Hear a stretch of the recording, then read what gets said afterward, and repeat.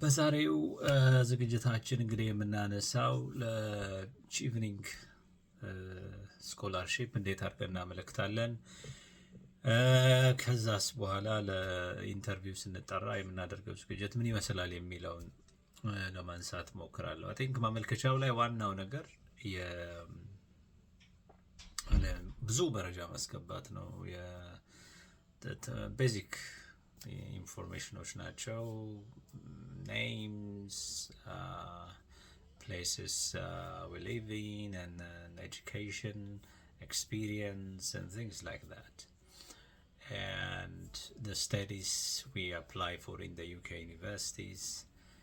Um, yeah, basic information normally, other than the applications we do to join a UK university in a choice of course of a study of your own. The most important piece is the statement of purpose, where you talk about 4 issues. Always there are 4 issues you're going to cover. One, there's a leadership question, and your answer shouldn't be more than a page. In another word, it means 500 words. So you talk a little bit about your experience as a leader and your ambition in the future. What kind of leader are you going to be? The level of influence you're going to have, and the ambitions that you have. Those are important points, by the way. And the Chevening Scholarship is not an opportunity for study. It's about the UK government creating relationship with potential, likely influential peoples of the future. In 10 years' time, 15 years' time, are you going to be influential in your country? Are you going to be influential in a certain sector, for example, in academia or in business or in politics? Would you be a leader in a certain area of your choice? That is the point. So in the first leadership question, that's what you're going to explain. And you need to be as ambitious as you can be. The second is about professional networking, connections. What kind of networks have you already built in terms of building your professional connection? As you know, without network, without connection, without knowing important people, wherever possible, getting things done is not an easy task, isn't it? So we need people, and we need to know important people, people who have a say on an issue you are working on, and on an issue you are interested in. So creating connections, knowing the influential people, and building that relationship, the trust, the confidence amongst this network of people is important. So that's the second point you're going to talk about. There, what they're looking for is, are you intentionally building relationships that really matters for your future? And that gives them the indication that you are deliberately building those relationships to form an influential network of important people in your society. So that is something you're going to talk about. So with a little bit of reading about networking, partnership, and connections, you need to look back, reflect on your experience so far, and what you need to do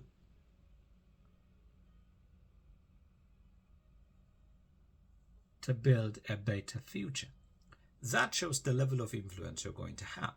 Influence is not something that you do on your own alone. Influence need a network of people with people, a select group of people who do have a say in the industry they are working in.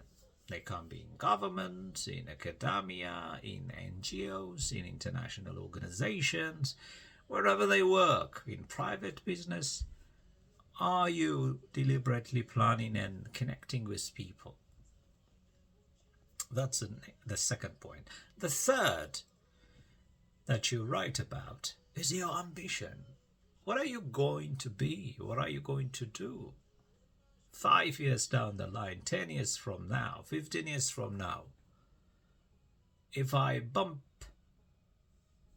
on you, what would you be doing then?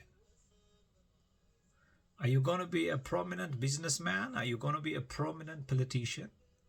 Are you going to be a prominent media professional influencing the landscape? Who are you going to be?